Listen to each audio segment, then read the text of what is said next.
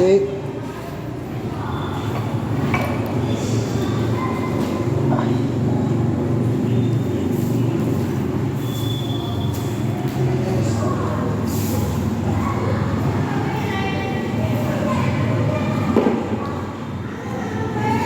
Ito pala yung choir loop namin dito, yung kinakantahan ng mga choir.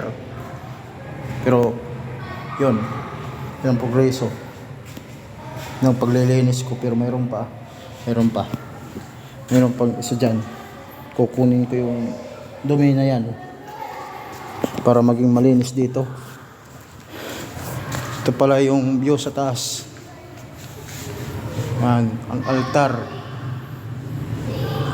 ng San Buenaventura. Ito pala si San Buenaventura sa taas. Yan po.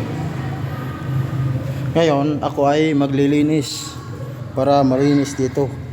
Pawis na ako dahil ang init-init, pero okay lang, importante malinis. Importante malaga.